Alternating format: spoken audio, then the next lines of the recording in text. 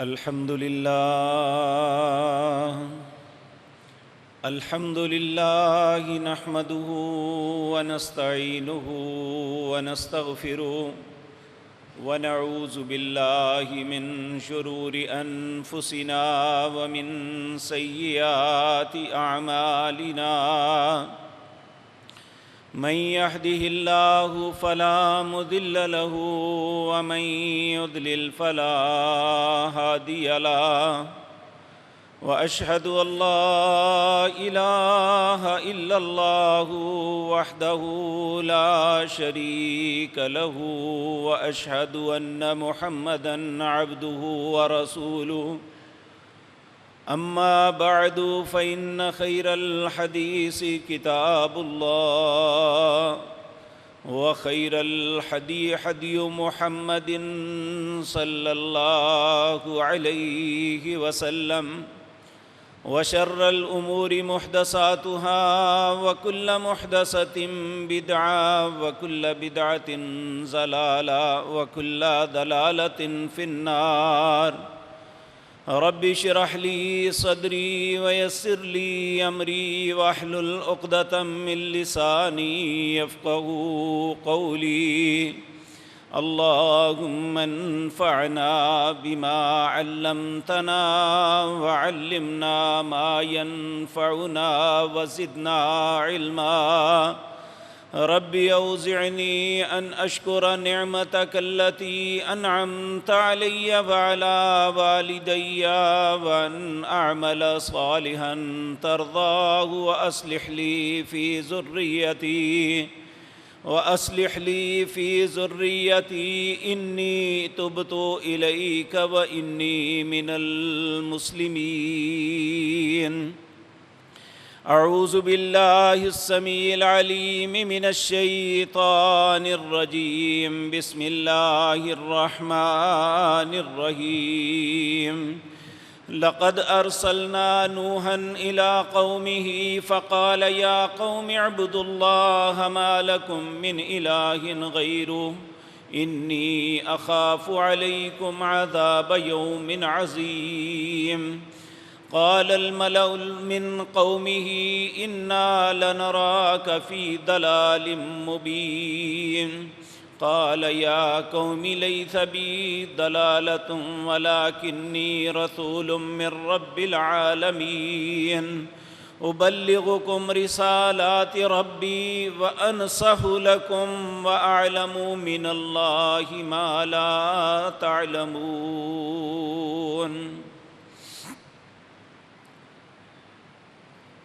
حضرات محترم، اس کائنات کے اندر اپنی مخلوق کے ساتھ سب سے زیادہ خیر خواہی کرنے والی اللہ رب العزت کی ذات ہے۔ یہ بات یاد رکھیں، جب تک انسان اللہ کی بتائی ہوئی رہنمائی میں چلتا رہتا ہے، نہ تو یہ کسی تکلیف میں مبتلا ہوتا ہے اور نہ ہی اس پہ کوئی آفتیں آتی ہیں، بلکہ دنیا اور آخرت کی بھلائی اس کا مقدر بنتی ہے۔ جب یہی انسان اللہ کی رہنمائی کو ترک کر کے اپنی عقل پہ بھروسہ کر لیتا ہے کہ جو میں سوچتا ہوں وہ درست ہے، جو اللہ کی بات ہے وہ حقیقت نہیں ہے، یہی وہ ایسا موڑ ہے جہاں انسان ٹھوکر کھا کے گر پڑتا ہے، اور پھر وہ ایک قدم بھی ایسا نہیں اٹھاتا، وہ قدم اس کے لیے وبال اور مصیبت بن جاتا ہے۔ حد یہ ہے کہ انسان احساس کرنے کے بجائے کہ میری اپنی غلطیوں کی وجہ سے یہ ساری مصیبتیں، یہ ساری بلائیں، یہ ساری آفتیں آئی ہیں، بلکہ اس کا بھی جواز تلاش کرتا ہے، نہیں فلاں مصیبت اس وجہ سے آئی، فلاں آفت اس وجہ سے آئی، فلاں کام یہ ہوا تو یہ، یعنی وہاں بھی اپنی عقل کے گھوڑے دوڑاتا ہے۔ یہ آج ہی نہیں ہر زمانے میں ایسا رہا ہے۔ میں نے جو آیت آپ کے سامنے پڑھی یہ اس دنیا کے انتہائی آغاز پہ اللہ نے نازل کی تھی۔ اس وقت اللہ رب العزت کے پیغمبر تھے نوح علیہ السلام، انہیں آدم ثانی بھی کہا جاتا ہے کیونکہ انہی کی وجہ سے اللہ نے انسانیت کو ایک مرتبہ پھر زندگی بخشی اور آگے انسانیت کی نسل چلی۔ حضرت نوح علیہ السلام کی قوم اپنی عقل کی بنیاد پہ ایک ایسے رستے پہ چل پڑی تھی جو اللہ رب العزت کا قطعاً پسندیدہ رستہ نہیں تھا۔ اللہ کی اطاعت اور فرما برداری کو چھوڑ کے اپنے بڑوں کے پیچھے لگ کے انہی کو اپنا رب بنا کے انہی کے مطابق اپنی زندگی بسر کرنے لگے، تو اللہ جو انسان کے بھٹکنے کے باوجود انسان کو کبھی بھی بے راہ روی میں ویسے نہیں چھوڑتا، اسے سمجھانے کی آخر دم تک کوشش کرتا ہے۔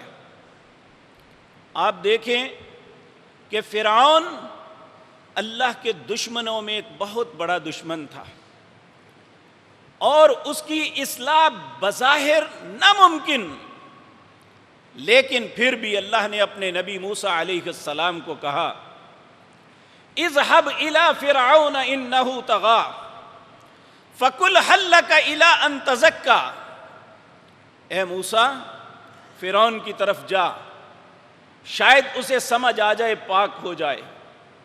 اللہ کو علم تھا کہ یہ نہیں ہوگا، لیکن اتمام حجت کے لیے اللہ نے یہ کیا۔ اسی طرح نوح علیہ السلام کی قوم اپنی سرکشی، اپنی بغاوت، اپنی بے راہ روی، اللہ کی نافرمانی، اس کے ساتھ شرک، گناہوں کی ہر دلدل میں دھنسے ہوئے تھے۔ اس کے باوجود اللہ رب العزت نے نوح علیہ السلام کو ان کی اصلاح کے لیے بھیجا۔ تو اللہ نے سورۃ اعراف کے اندر آیت نمبر 59 یہاں سے شروع ہو کے پورا رکوع پڑھیں، ضرور اپنے گھروں میں اسے اٹھا کے دیکھیں، کیا جو میں عرض کر رہا ہوں کیا واقعتاً یہ اللہ کا حکم قرآن میں ہے؟ اگر ہے تو مجھ گناہگار کی بات کو نظر انداز نہ کرنا، یہ میں اپنی بات نہیں اپنے رب کی بات آپ کے سامنے عرض کر رہا ہوں۔ تو اللہ رب العزت فرماتے ہیں لقد ارسلنا نوحا الی قومی، ہم نے نوح علیہ السلام کو اپنی قوم کی طرف بھیجا، ان کی خیر خواہی کے لیے، ان کی بھلائی کے لیے۔ نوح علیہ السلام اپنی قوم کو جا کے کہتے ہیں یا قوم، اے میری قوم کے لوگوں، اعبدوا اللہ، تم اللہ کی عبادت کو چھوڑ چکے ہو، بتوں کو اپنا رب بنا لیا ہے، ود سوا یغوث یعوق کی مورتیاں بنا کے ان کے سامنے جھکتے ہو، دنیا کے تصرفات کا مالک انہیں بنا لیا ہے، ان 5 پیاروں کے پیچھے لگے ہوئے ہو۔ اعبدوا اللہ، اللہ کی عبادت کرو، ما لکم من الہ غیرہ، اللہ کے علاوہ تمہارا کوئی الہ نہیں ہے، یہ جنہیں تم نے بنایا ہوا ہے یہ الہ نہیں ہے، الہ صرف ایک ہے، الہکم الہ واحد لا الہ الا اللہ، تمہارا الہ صرف ایک ہے، وہ اللہ کے علاوہ اور کوئی نہیں ہے، لا الہ الا اللہ۔ تو یہاں فرمایا انی اخاف علیکم عذاب یوم عظیم، میں تمہاری خیر خواہی کے لیے آیا ہوں، میں ڈرتا ہوں اگر تم انہی رستوں پہ چلتے رہے، اگر انہی غلطیوں کا ارتکاب کرتے رہے تو ایک دن آنے والا ہے جو بہت عظیم دن ہے، اس دن کے بہت بڑے عذاب سے میں ڈرتا ہوں کہ تم اس میں مبتلا نہ ہو جانا۔ یہ دنیا کی مصیبتیں تو اس کے مقابلے میں کچھ بھی نہیں ہیں، میں اس عذاب سے ڈرتا ہوں۔ اب نوح علیہ السلام نے اپنی ذات کے لیے کچھ مانگا تھا، قوم کو ان کی بے راہ روی پہ روکا کہ اے میری قوم کے لوگوں، یا قومی اعبدوا اللہ، یہ نہیں کہا تھا میری مانو، یہ نہیں کہا تھا میری پارٹی بن جاؤ. کہا میں تمہیں اللہ کی طرف بلاتا ہوں. اعبدوا اللہ ما لکم من الہ غیرہ، اس اللہ کے علاوہ تمہارا کوئی الہ نہیں ہے. انی اخاف علیکم عذاب یوم عظیم، میں ڈرتا ہوں تم کہیں بہت بڑے عذاب میں مبتلا نہ ہو جانا. قوم کے سردار آگے کیا بولتے ہیں؟ ہمیشہ قوم کے سرداروں نے یہی کہا، بجائے بات کو سمجھنے کے انہوں نے کہا یہ تو شاید ہماری سیٹ لینا چاہتا ہے، یہ تو ہمارے خلاف بغاوت پہ ابھار رہا ہے. تو قوم کے سرداروں نے جواب دیا، قال الملأ من قومہ، اللہ رب العزت فرماتے ہیں قوم کے سرداروں نے جواباً کہا، انا لنراک فی ضلال مبین، اے نوح ہمیں تو لگتا ہے تم گمراہ انسان ہو، ہمیں ہمارے حالات پہ چھوڑو، ہمارے لیے کیا بہتر ہے کیا نقصان ہے ہم خود اس کا فیصلہ کریں گے. بجائے اس بات کے کہ ان کی خیر خواہی کو قبول کرتے، ان کی دعوت کو قبول کرتے، اللہ کو الہ مانتے، اس کے حرام و حلال کی تمیز کرتے، اس اللہ کے حکم کے مطابق اپنی زندگی بسر کرتے، الٹا نوح علیہ السلام کو کہنے لگے انا لنراک فی ضلال مبین، ہمیں تو ایسا لگتا ہے تو بہت ظاہر گمراہی میں پڑ گیا ہے. قال یا قومی، نوح علیہ السلام انہیں کہنے لگے اے میری قوم کے لوگوں، لیس بی ضلالہ، میں گمراہ نہیں ہوں، ولیکنی رسول من ربی. کس طرح مجھے گمراہ کہہ سکتے ہو جبکہ میں رب کا بھیجا ہوا ہوں؟ دیکھیں میں بھی بھٹک سکتا ہوں، آپ بھی بھٹک سکتے ہیں. جس شخصیت کو اللہ نے اپنا پیغامبر، اپنا سفیر بنا کے بھیجا ہو، وہ کیسے غلط ہو سکتا ہے؟ کہا یا قوم لیس بی ضلالہ، اے میری قوم کے لوگوں میں گمراہ نہیں ہوں، ولیکنی رسول من رب العالمین، میں تو دونوں جہانوں کے رب کی طرف سے بھیجا گیا ہوں. ابلغکم رسالات ربی، میں کوئی اپنی بات تمہارے سامنے رکھ رہا ہوں، میں تو وہ بات تمہیں بتا رہا ہوں جو میرے رب نے مجھے دی ہے کہ اپنی قوم کو جا کے بتاؤ. انی ابلغکم رسالات ربی. اور اگلی بات بڑی اہم ہے، وَنَصَحْتُ لَكُمْ، میں تمہاری خیر خواہی چاہتا ہوں.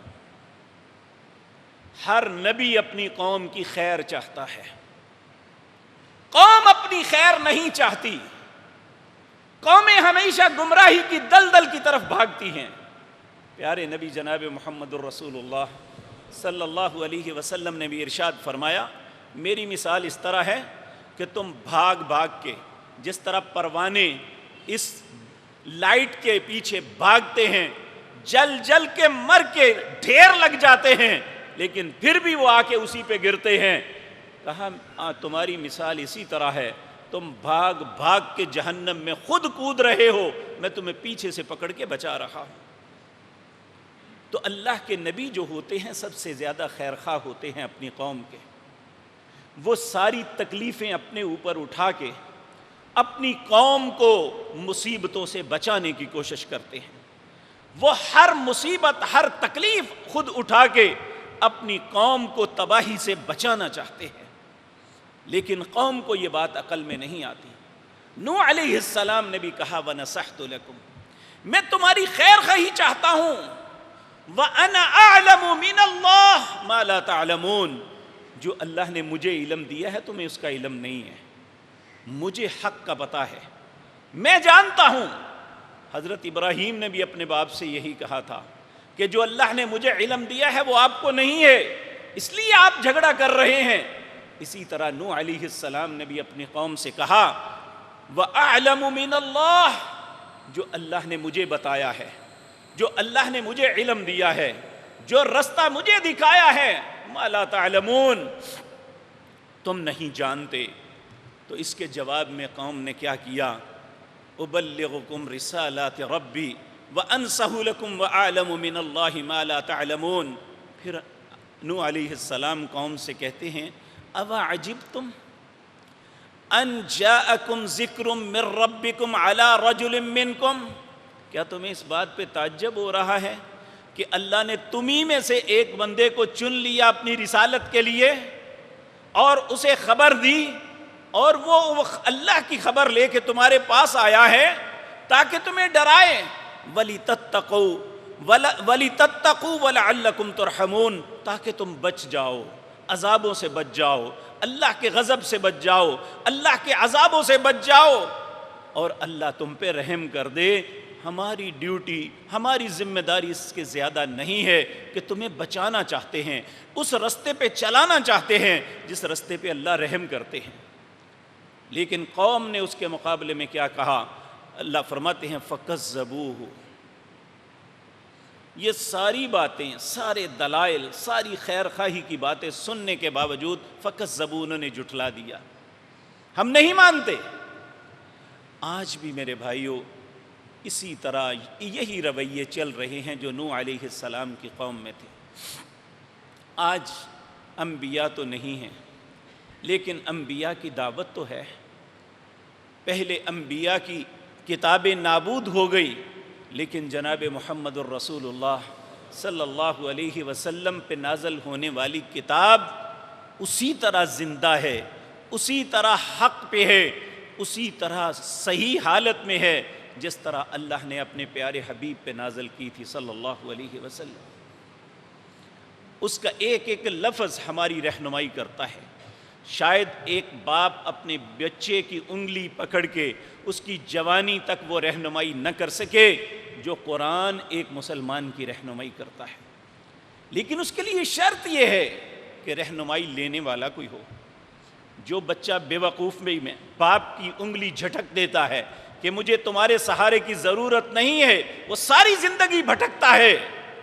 اسی طرح اے مسلمان، اگر ہم نے قرآن کا دامن چھوڑ دیا تو ہم بھی بھٹکتے مر جائیں گے، انہی مصیبتوں کے اندر رہیں گے، ہمیں کبھی خیر نہیں ملے گی۔ تو آج انبیاء کی دعوت، ان میں سے ایک بات جو نبی مکرم جناب محمد الرسول اللہ صلی اللہ علیہ وسلم نے حجۃ الوداع کے موقع پر کہی تھی، یہ ہمارے باہم معاملات میں ہے جس کے آج ہم شکار ہیں۔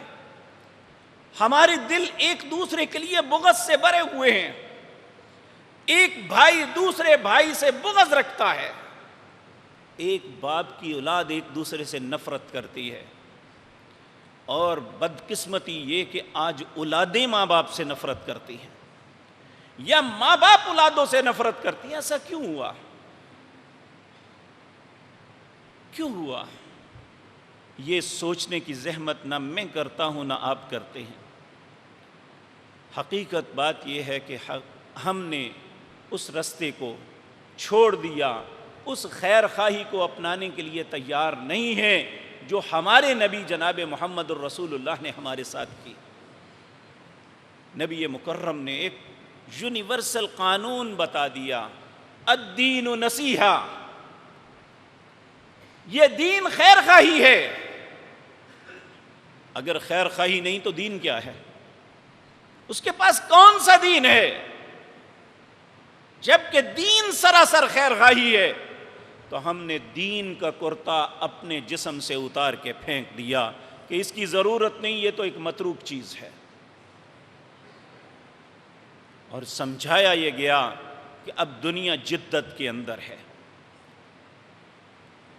ہمیں جدت میں دنیا کا ساتھ دینا ہوگا۔ جب بھی دنیا کا ساتھ دیا انسانیت تباہ ہو گئی۔ جب انہوں نے اللہ کی فرما برداری میں اپنے آپ کو، اپنی گردن اللہ کے ہاتھ میں دے دی، اللہ کی غلامی کا طوق اپنے گلے میں ڈال لیا، تو یہ آزادی سے زندگی بسر کی اور آخرت میں بھی جنت ان کا مقدر ٹھہری۔ پیارے نبی جناب محمد الرسول اللہ کی ایک حدیث آپ کے سامنے عرض کرتا ہوں، پھر اپنے آپ کو اور آپ کو دعوت فکر دیتا ہوں کہ اس معاملے میں ہم کتنے کامیاب ہیں اور کتنے ناکام ہیں۔ ہم اپنے نبی کی کوئی بات مان رہے ہیں یا ہر بات میں مخالفت کر رہے ہیں؟ نبی مکرم صلی اللہ علیہ وسلم سے بیان کرتے ہیں، صحیح مسلم، اس کی حدیث نمبر ہے 2564۔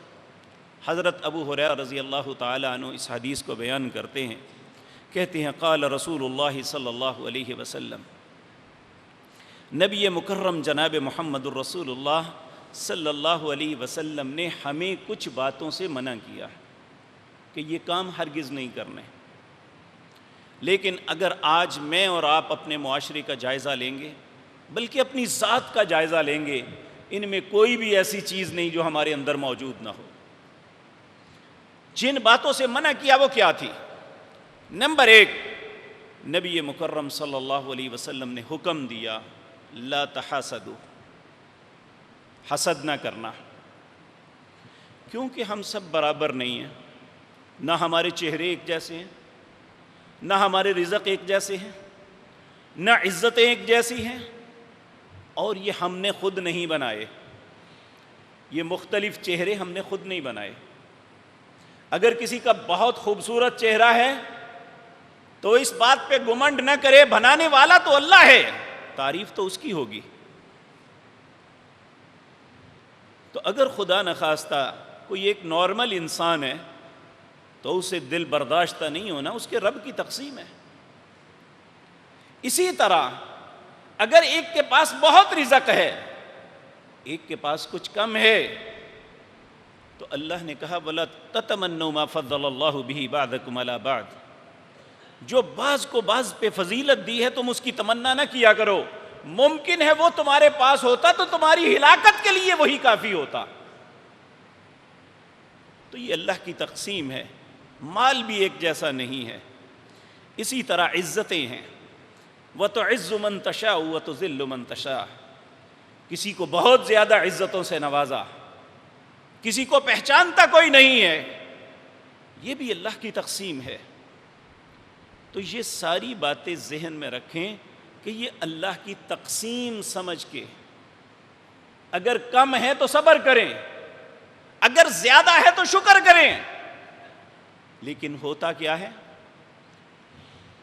ہر بندہ دوسرے سے حسد کرتا ہے ان تینوں چیزوں کی بنیاد پہ، کہ اس کو چہرہ کیوں خوبصورت ملا، مجھے کیوں نہیں ملا، اس کے پاس مال کیوں ہے، اس کے اتنی فیکٹریاں کیوں ہیں، مجھے کیوں نہیں ملی۔ اور یہ بات یاد رکھیں، اللہ رب العزت کبھی اپنے بندوں پہ ظلم نہیں کرتے۔ کچھ کو فوقیت دنیا میں ہے، کچھ کو فوقیت آخرت میں ہوگی۔ نبی مکرم صلی اللہ علیہ وسلم نے فرمایا، ایک وہ شخص جنہیں دنیا میں ساری سہولتیں میسر تھا وہ بھی نیک، ایک وہ تھا جسے کوئی سہولت نہیں تھا وہ بھی نیک۔ جب دونوں کی نیکیاں برابر ہوں گی تو وہ جو غریب ہے جسے دنیا میں کوئی سہولت نہیں ملے تھی، اسے 500 سال جنت میں پہلے داخل کر دیا جائے گا تاکہ دنیا میں اس کی فقر مفلسی کا مداوع ہو سکے۔ یہ میرے ایک بھائی بہت بڑے صنعت کار ہیں، انہوں نے یہ حدیث پڑھی تو مجھے فون کر کے کہنے لگے بھئی یہ کیا ہوا کہ ایک آدمی نیکیاں اس کی بھی اتنی ہیں، اس کی بھی اتنی ہیں، تو وہ جنت میں 500 سال بعد کیوں جائے گا؟ تو یقین جانیے کہ یہ کوئی دانائی عقل مندی نہیں ہوتی، بعض اوقات سوال ہوتا ہے انسان کو خود سمجھ نہیں آتی اس کا جواب کیا دینا ہے، اللہ کی طرف سے دل میں کوئی بات ایسی ڈال دی جاتی ہے تو اس کا جواب ہو جاتا ہے۔ تو اللہ رب العزت نے وہ دل میں بات ڈالی، میں نے انہیں عرض کیا، میں نے کہا مجھے آپ یہ بتائیں، ایک شخص گاڑی پہ ہے، ایک سائیکل پہ ہے، دونوں کی منزل لاہور ہے اور پہنچتے دونوں برابر ہیں، شاباش کس کو ملے گی؟ گاڑی والے کو یا سائیکل والے کو؟ یقینی بات ہے سائیکل والے کو۔ تو اس لیے جو انسان اللہ نے جسے وسعتیں دی ہیں وہ اتنا ہی فاسٹ ہونا چاہیے نیکی میں، پھر وہ اس کے برابر جائے گا۔ اور یقینی بات ہے صحابہ کرام رضوان اللہ علیہم اجمعین میں ایسے لوگ موجود تھے۔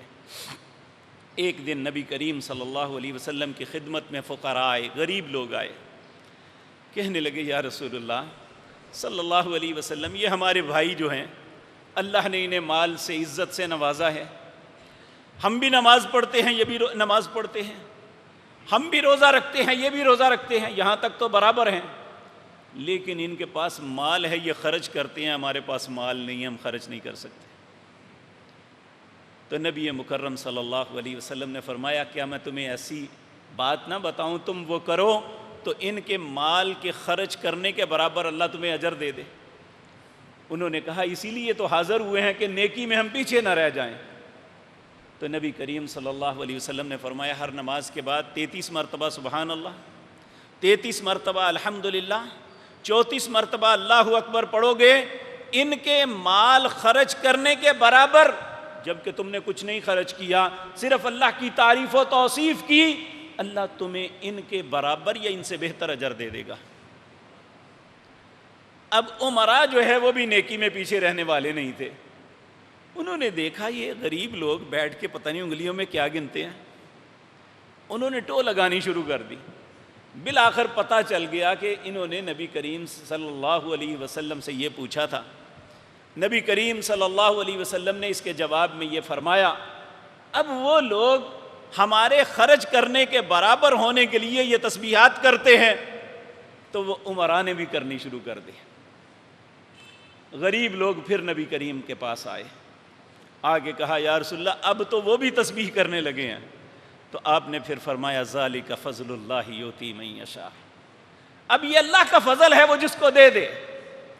ایک عرب شاعر نے خوب کہا، کہتا ہے ما احسن الدین والدنیا اذا اجتمعا، اس بندے سے خوش نصیب کوئی نہیں ہے جسے اللہ دنیا کی نعمتوں سے بھی نوازتا ہے اور دین کی سمجھ بھی دیتا ہے، حرام و حلال کی تمیز بھی کرتا ہے، اللہ کے حق بھی ادا کرتا ہے. ما احسن الدین والدنیا اذا اجتمعا واقبح الكفر والافلاس في الرجل، اس سے حقیر، اس سے بدتر انسان کوئی نہیں. فقر میں بھی زندگی بسر کرتا ہے، کفر میں بھی زندگی بسر کرتا ہے. نہ اس کی زندگی میں نماز ہے، نہ روزہ ہے، کچھ نہیں، نہ اللہ کی تعریف و توصیف ہے، بلکہ الٹا کہتا ہے مجھے اللہ نے دیا کیا ہے میں اس کی تعریف کروں یا اس کی نماز پڑھوں. اس لیے میرے عزیز بھائیو 3 باتیں ہیں جن پہ انسان ایک دوسرے سے حسد کرتا ہے، اور حسد کرنا اتنی بدترین چیز ہے. نبی کریم صلی اللہ علیہ وسلم نے فرمایا یہ انسان کے اعمال کو حسد اس طرح کھا جاتا ہے جس طرح لکڑی کو آگ کھاتی ہے. اور کہا یہ حسد انسان کو مونڈ دینے والا ہے، یعنی اس کی نیکیوں کو برباد کر دینے والا ہے. اور یہ نہ سمجھنا کہ اس کے سر کو مونڈتا ہے، بلکہ اس کی نیکیوں کو ختم کر دیتا ہے. آج کیفیت یہ ہے الا ماشاء اللہ، شاید لاکھوں کروڑوں میں کوئی شخص ایسا ہو جس نے اپنی زندگی کو غنا کے ساتھ بسر کیا کہ بس ٹھیک ہے جو اللہ نے دیا ہم اس پہ شکر ادا کرتے ہیں، جو اسے دیا اللہ اس کے مقدر میں لکھے. ہم تو حسرت سے ساتھ ہر اپنے سے بہتر کو دیکھتے ہیں، اسے کیوں ملا ہے. سوچ یہ نہیں، اگر تو یہ سوچ ہو کہ اے اللہ میں بھی تیرا بندہ ہوں تو مجھے بھی دے، اس میں کوئی حرج نہیں. لیکن سوچ یہ ہے کہ اس کے پاس کیوں ہے، چاہے وہ سکا بھائی ہے، وہ پڑوسی ہے، وہ پارٹنر ہے، یا کوئی بھی ہے. سوچ یہ بن گئی ہے کہ اس کے پاس نہیں ہونا چاہیے، بلکہ ہماری زندگی کی پلاننگ یہ ہے کہ کسی طرح یہ برباد ہو جائے. حالانکہ پیارے نبی جناب محمد الرسول اللہ صلی اللہ علیہ وسلم نے فرمایا لا تحاسدوا، تمہارے نبی کی نصیحت ہے، حکم ہے کہ حسد نہ کرنا. نبی کریم صلی اللہ علیہ وسلم نے فرمایا پہلی امتوں کی جو برائیاں، گندگیاں میری امت میں آئیں گی ان میں ایک حسد بھی ہے. اس دنیا میں سب سے غلیظ ترین قوم یہود ہیں، حالانکہ یہ انبیاء کی اولادیں ہیں، لیکن اپنے عمل کے اعتبار سے سب سے گندے اور غلیظ بن گئے. قیامت تک کے لیے ان پہ جس طرح شیطان پہ اللہ کی لعنت ہے، ان پہ بھی اللہ کی لعنت ہے. اور ان کے اندر حسد سب سے زیادہ ہے. کیا ہم اپنے نبی کے طریقے کو چھوڑ کے یہود کے طریقے پہ چلیں گے؟ اگر نہیں تو اپنے دل کو صاف کریں۔ آج حسد کاروباری رقابت کی بنیاد پہ، اور بعض اوقات تو ہوتا ہے کچھ بھی لینا دینا نہیں ہے، نہ ہمارا اس کے ساتھ تعلق، نہ ہمارا اس نے کچھ بگاڑا، کچھ بھی نہیں کیا، بس اس کی خوبصورت بلڈنگ دیکھ کے، اس کی فیکٹری دیکھ کے، اور اس کا کاروباری سیٹ اپ دیکھ کے خواہ بندہ جلتا رہتا ہے، اپنے دل میں نفرت پیدا کرتا ہے اس کے متعلق، جبکہ شاید وہ خیر ہی کرنے والا ہو۔ تو لا تحاسدوا، نبی کریم صلی اللہ علیہ وسلم کی پہلی نصیحت، پہلا حکم اس حدیث کے اندر یہ ہے کہ لا تحاسدوا، حسد نہ کرو۔ دوسرا ولا تناجشوا، اس کا لفظی معنی تو یہ ہے کہ انسان کسی کے کان میں بات اس لیے کرے کہ دوسرا دیکھ کے جلے، اور آج اس کی جدید صورت موبائل پہ کمنٹ کرنا، پوسٹیں لگانا ایک دوسرے کے خلاف، اس کی تصویر کو غلط رنگ دے کے اس کا مذاق اور ٹھٹھا اڑانا، کسی کو ذہنی کرب اور اذیت دینی، یہ ہمارا صبح سے لے کر شام تک شغل ہے۔ ہمارے اسلاف کی تو راتیں تراہم رکعا سجدا، رکوع اور سجدوں میں گزرتی تھی، آج ہماری راتیں موبائل کی ٹچنگ پہ گزرتی ہیں، یا کسی کو گالیاں نکالتے ہوئے، کسی کی اذیت دیتے ہوئے، کسی کے خلاف کمٹ کرتے ہوئے، اور کسی کے متعلق کربناک باتیں لکھتے ہوئے ساری رات گزار دیتے ہیں۔ یہ ہماری زندگی کا شغل بن گیا ہے، جبکہ پیارے نبی جناب محمد الرسول اللہ صلی اللہ علیہ وسلم نے فرمایا تھا کہ وَلَا تَنَاجَشُوا۔ اس زمانے میں ایک ہی طریقہ تھا کہ کسی بندے کو جلانا ہو تو دوسرے کے کان میں بات شروع کر دو، وہ سوچے گا یہ میرے خلاف لگا ہوا ہے، اور یہاں اسے سمجھایا اللہ نے دوسرے مقام پہ، یا ایھا الذین آمنوا اجتنبوا کثیرا من الظن ان بعض الظن اثم، بدگمانی سے بچو، وہ کیا کرتا ہے چھوڑ دو اس کے حال پہ، تم اس سے یہ ہر وقت سوچو کہ یہ میرے متعلق ہی بات کر رہا ہے، بے شک وہ کر بھی رہا ہے۔ حضرت عمر رضی اللہ تعالیٰ عنہ کا ایک فرمان، آپ نے فرمایا اگر مجھے پتہ بھی چل جائے، میں اپنے کانوں سے بھی سن لوں کہ میرے متعلق یہ بات کر رہا ہے، تو میں اس کا اچھا محل تلاش کروں گا، شاید اس کی نیت یہ ہو، شاید اس نے اس لیے بات کی ہو۔ یہ ہمارے اسلاف کا طریقہ تھا، اور ہمارا طریقہ دوسرے کو اذیت دو، حتیٰ کہ یہ بھی ایک اذیت کا طریقہ ہے کہ ہم ٹریفک کے، اگر ایک شخص اس نے ایک رستے پہ جانا ہے اور اسے رستہ مل رہا ہے، اس کے سامنے کوئی سگنل نہیں ہے، ہم اس کا رستہ روک کے کھڑے ہو جائیں گے، اسے اذیت دیں گے، کبھی نہیں چاہیں گے کہ میں اپنے کسی بھائی کو رستہ دے دوں، کہ میرے لیے تو سگنل بند ہے، کم از کم میں دوسرے کے لیے تو اذیت کا سبب نہ بنوں۔ بعض اوقات یہ ہوتا ہے کہ سارا بازار بند ہو جاتا ہے، ہماری گاڑی، ہماری کسی بھی چیز کی وجہ سے، ہم بیٹھ کے تماشا کر رہے ہوتے ہیں، پیچھے لائن لگی ہے، ہمیں کوئی پرواہ نہیں، لوگوں کو اذیت دینا ہمارا وتیرہ بن چکا ہے۔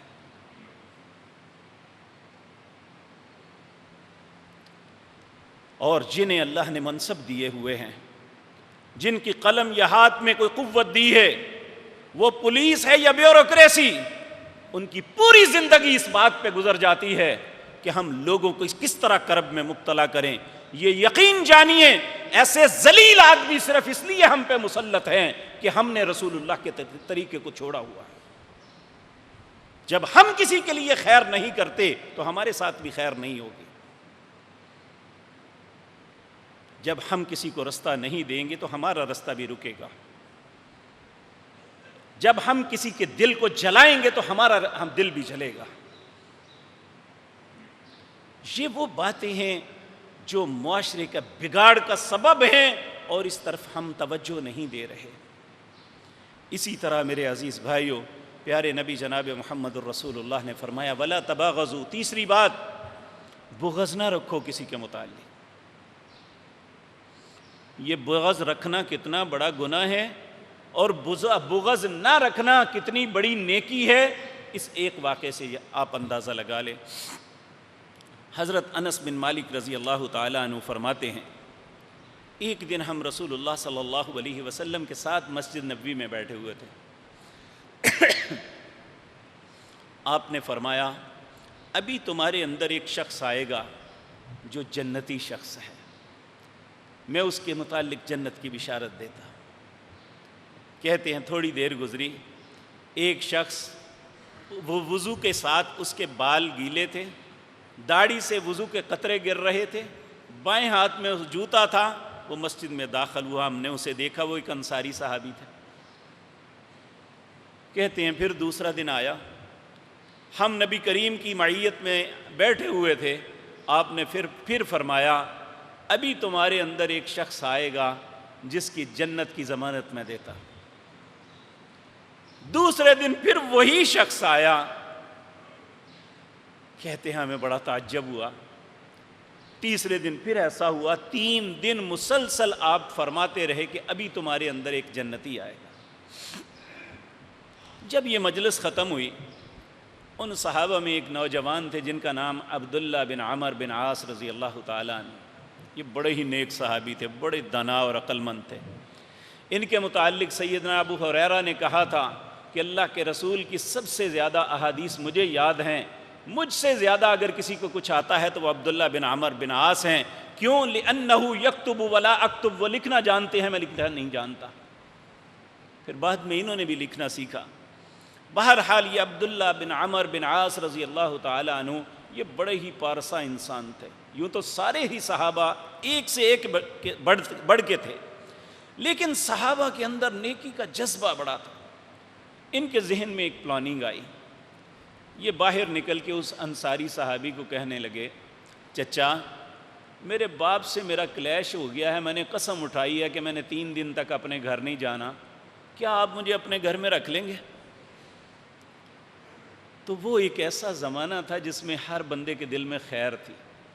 انہوں نے کہا بیٹے کوئی بات نہیں، تم میرے ساتھ چلو، میں تمہیں مہمان رکھ لیتا ہوں 3 دن، اگر تو نے قسم اٹھا لی ہے تو میں تیری قسم کو پورا کروا دیتا۔ 3 دن تک عبداللہ بن عمر بن عاص رضی اللہ تعالی عنہم آپ ان کے گھر رہے۔ جب 3 دن گزر جانے لگے تو کہنے لگے اے چچا بات یہ ہے کہ میرا گھر میں جھگڑا کوئی نہیں ہوا تھا، یہ تو میں نے ایک بہانہ لگایا تھا۔ 3 دن تک رسول اللہ صلی اللہ علیہ وسلم یہ بات کہتے رہے کہ ابھی تم میں ایک جنتی آئے گا۔ تو ہر دفعہ آپ تشریف لائے، میرے دل میں خواہش پیدا ہوئی کہ میں آپ کا وہ عمل دیکھوں جس کی وجہ سے رسول اللہ نے جنت کی بشارت آپ کو دی۔ لیکن 3 دن تک آپ کے ساتھ رہا، میں نے کوئی ایسا خاص عمل نہیں دیکھا جس کو میں دیکھ کے کہہ سکوں کہ یہ بڑی اسپیشل آپ عمل کرتے ہیں۔ کہنے لگے بیٹے اچھا کیا تو چاہتا ہے کہ تجھے پتہ چلے کہ وہ عمل کیا ہے؟ کہنے لگے اسی لیے تو 3 دن ہو گئے ہیں دن رات آپ پہ نظر رکھے ہوئے ہیں۔ کہنے لگے بیٹے پھر سن لے، مجھے اس کے علاوہ کوئی اور بات نہیں پتا کہ میرا عمل کوئی اسپیشل ہو، میں کسی مسلمان کے متعلق اپنے دل میں بغض نہیں رکھتا۔ اور سیدنا عبداللہ کہتے ہیں واقعتاً یہ ایک ایسا عمل تھا کہ جو واقعہ تمہیں جنت کا حقدار بنا رہا ہے۔ آج میں اور آپ اپنا جائزہ لیں، کیا ہمارے دل بغض سے خالی ہیں؟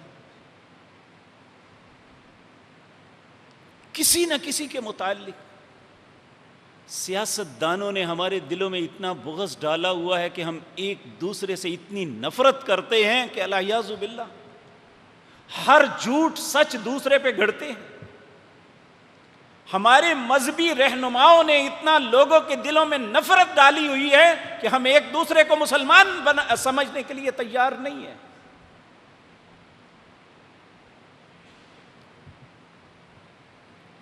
جہاں سے ہمیں ایک دوسرے سے مل کے رہنے کی دعوت دینی تھی، آج وہاں سے نفرت کے بیج بوئے جا رہے ہیں، جبکہ ہمارے نبی کا حکم کیا ہے؟ ہم چاہے کہنے والے ہیں یا سننے والے، ہمارے دل کہاں کھڑے ہیں؟ ہمارے دلوں بغض سے بھرے ہوئے ہیں ایک دوسرے کے لیے، ہمارے دل خیر کا سوچتے نہیں ہیں۔ نبی مکرم صلی اللہ علیہ وسلم نے فرمایا وَلَا تَبَاغَضُوا، اور یہ بغض جو ہے یہ یاد رکھیں، یہ صرف مسلمانوں کے متعلق ہے، کفار کے متعلق نہیں ہے، کیونکہ نبی کریم کی ایک دوسری حدیث ہے، کہا من احب للہ وابغض للہ واعطى للہ ومنع للہ فقد استکمل الایمان، جس نے کسی سے محبت کی تو اللہ کے لیے، تو اللہ کے لیے کیا کسی عیسائی سے محبت ہوگی؟ کیا کسی ہندو سے محبت ہوگی؟ کیا کسی یہودی سے محبت ہوگی؟ نہیں میرے بھائیوں، اللہ کے لیے محبت ہمیشہ مسلمان سے ہوگی۔ وَأَبْغَضَ لِلَّهِ، بغض کس کے لیے؟ یہ اللہ کے دشمنوں کے لیے ہے، یہ اللہ کے بندوں کے لیے بغض نہیں ہے۔ ہم اللہ کے دشمنوں سے تو پیار کرتے ہیں، اللہ کے بندوں سے نفرت کرتے ہیں۔ اور آج آپ دیکھ لیں، سکھوں کے گردواروں کے لیے جگہ ہے، مساجد کے اوپر پابندیاں ہیں، پاکستان کی ساری ایجنسیاں مساجد اور مدارس کے پیچھے ہیں، اور ریاست مدینہ کے والی نے، جس کے منہ پہ ہی جھوٹ کی پھٹکار ہے، اس کے سائے کے اندر ہندوؤں کا مندر اسلام آباد میں بن گیا، جبکہ اسلام آباد کے اندر کوئی بھی ہندو رہنے والا نہیں ہے۔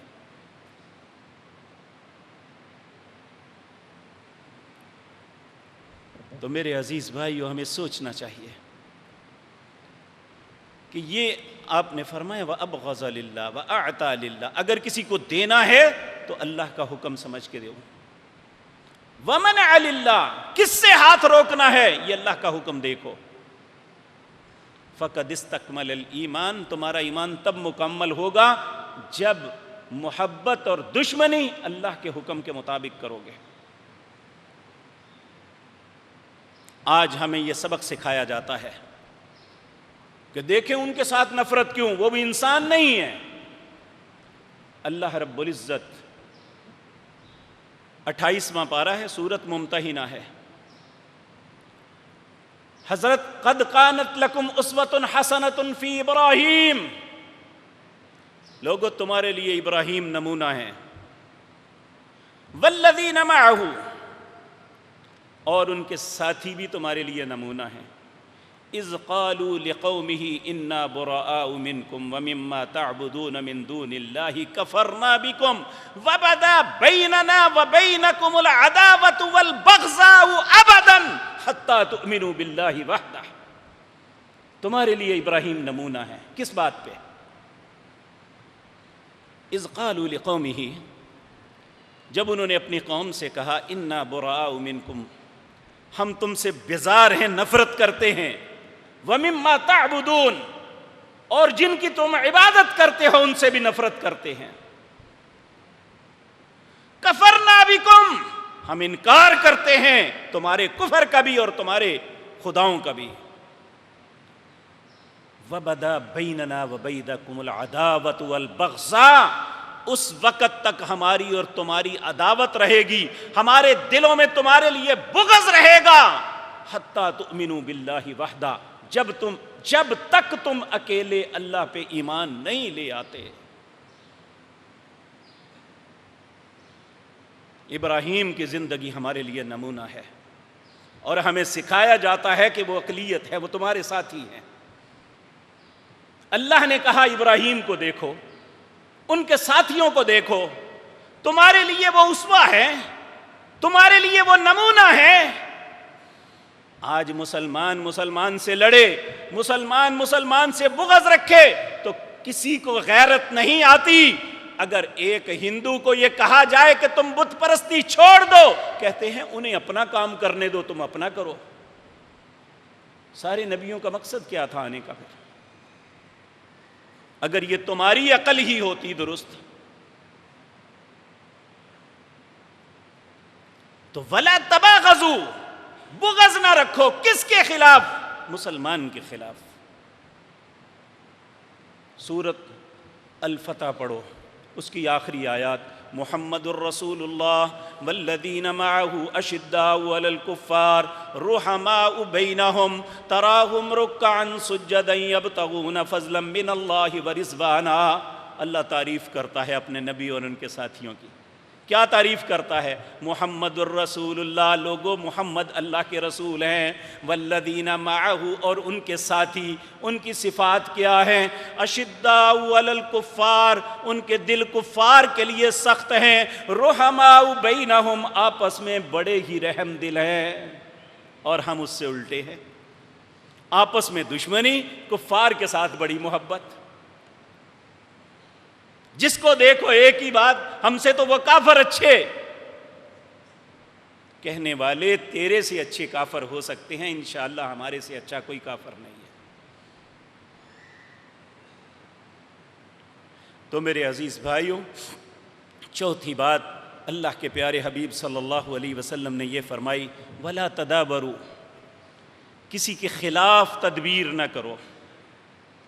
یہاں بھی تدبیر مسلمان کے خلاف ہے۔ نبی کریم صلی اللہ علیہ وسلم نے فرمایا، دو لوگ میری شفاعت سے ہمیشہ محروم ہوں گے، میں ان کی کبھی سفارش نہیں کروں گا اللہ کے حکم۔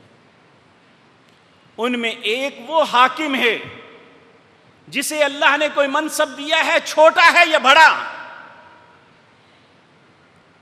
اور وہ رعایا پہ ناجائز ظلم کرتا ہے، چاہے ایک کانسٹیبل ناجائز چلان کرتا ہے وہ بھی اسی زمرے میں آتا ہے، یا ایک حکمران اپنے لوگوں کو پیسنے کے لیے، ان سے سب کچھ چھیننے کے لیے پلاننگ بناتا ہے، کابینہ کے اجلاس کر کے لوگوں پہ ظلم ڈھانے کے لیے تدابیر کرتا ہے۔ نبی کریم نے فرمایا، جو حاکم جس کے ہاتھ میں قوت اور طاقت ہے اور وہ اپنے سے کمزور رعایا کے اوپر ظلم کرتا ہے، اللہ کے نبی کہتے ہیں میں ان کی سفارش نہیں کروں گا۔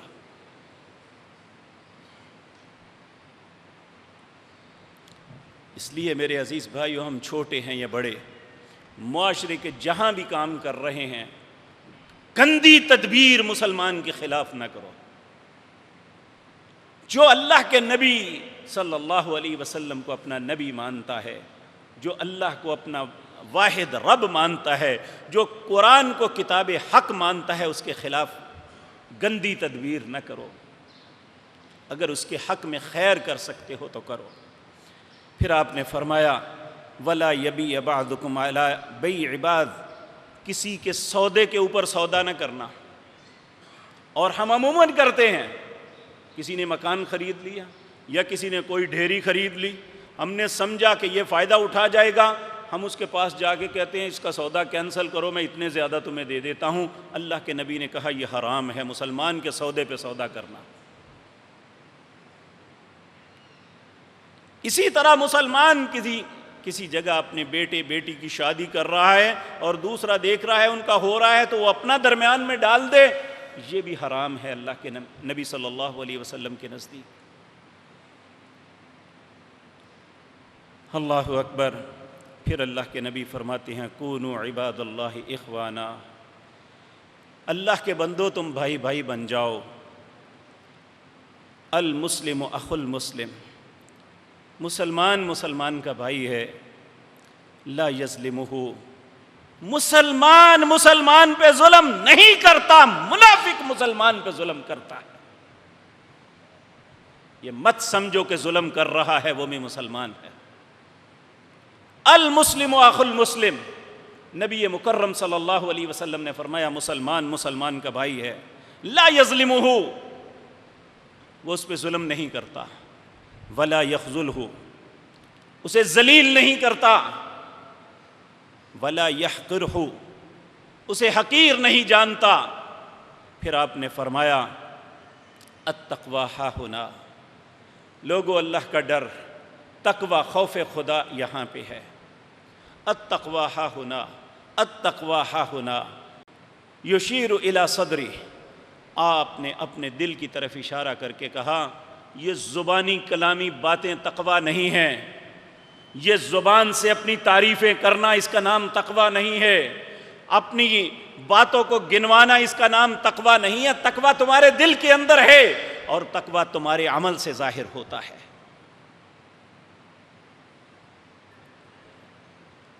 پھر آپ نے فرمایا کسی بندے کے گندا برا ہونے کے لیے یہی کافی ہے کہ وہ اپنے مسلمان بھائی کو اپنے سے حقیر جانے کہ میں بڑا اچھا، یہ بڑے گندے ہیں۔ پھر فرمایا ہر مسلمان سن لے، کل المسلم علی المسلم حرام، ہر مسلمان پر مسلمان کی 3 چیزیں حرام ہیں، دمہ، اس کا خون بہانا، ومالہ، اس کا مال چھیننا، وعرضہ، اور اس کی عزت کو پامال کرنا، یہ تینوں حرام ہیں۔ اور بلکہ جب آپ حجۃ الوداع پہ تشریف لے گئے تو طواف افاضہ کے لیے آئے، اس وقت آپ طواف کرتے کرتے ایک دم رک گئے، صحابہ کرام سب رک گئے۔ جن لوگوں نے حج کیا ہے انہیں علم ہے کہ طواف افاضہ پہ بیت اللہ کے صحن میں کتنا رش ہوتا ہے، اور جس وقت نبی مکرم سب کی نظروں کے محور تھے، ہر نظر آپ کو دیکھ رہی تھی، اور آپ ہی سب کے قائد، آپ ہی سب کے آگو، آپ ہی سب کے لیے تھے۔ تو نبی مکرم صلی اللہ علیہ وسلم ایک دم رک کے اس طرح بیت اللہ کو مخاطب کیا، اے بیت اللہ، اللہ نے تیری بڑی عزت بنائی ہے، اللہ نے تجھے بڑا شرف دیا ہے، اللہ نے لوگوں کے دلوں میں تیری بڑی تعظیم بنائی ہے، لیکن یاد رکھ ایک مسلمان کا مال، ایک مسلمان کا خون، ایک مسلمان کی عزت اللہ کو تیری عزت سے بھی زیادہ محبوب ہے۔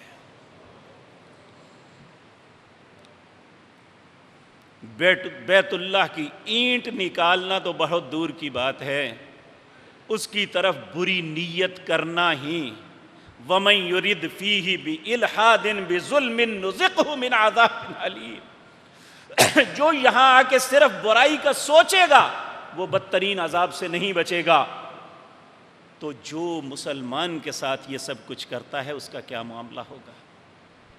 اس لیے میرے عزیز بھائیوں، آج میرے اور آپ کے لیے سبق یہ ہے کہ جو نبی مکرم صلی اللہ علیہ وسلم نے ہماری خیر خواہی کی، ہمارے لیے یہ ساری باتیں کی، وہ یہ ہیں، لا تحاسدوا، حسد نہ کرو، ولا تناجشوا، ایک دوسرے کو جلانے کے لیے کوئی ایسا کام نہ کرو، ولا تباغضوا، مسلمان کے خلاف بغض نہ رکھے، ولا تدابروا، ایک دوسرے کے خلاف گندی غلط تدبیریں نہ کرو، ولا یبیع بعضکم علی بعض، ایک دوسرے کی سودے پہ سودا نہ مارو، کونوا عباد اللہ، اللہ کے بندے بن جاؤ اور ایک دوسرے کے بھائی بن جاؤ، کیونکہ مسلمان کا بھائی ہے اور مسلمان کا بھائی ہے، اس کے علاوہ کوئی اس کا بھائی نہیں ہے۔ اس لیے اپنے بھائی کے ساتھ خیر کرو، اپنے بھائی کی عزت کا خیال کرو، اپنے بھائی کے مال کی سلامتی کے ضامن بنو، اپنے بھائی کی خون نہ بہاؤ، اس کے ساتھ ایسا معاملہ نہ کرو۔ اللہ ایسی بدترین جرائم سے ہمیں محفوظ رکھے۔ اگر کوئی انسان، اگر کوئی قوم ان جرائم کا ارتکاب کرتی ہے تو جو معاشرے کو نقصان ہوتا ہے وہ اپنی جگہ، انسان خود بھی سکون کی زندگی سے محروم ہو جاتا ہے۔ اللہ رب العزت یہ باتیں مجھے اور آپ کو سمجھنے اور ان پہ عمل کی توفیق عطا فرمائے۔ اقول قولی ھذا واستغفر اللہ۔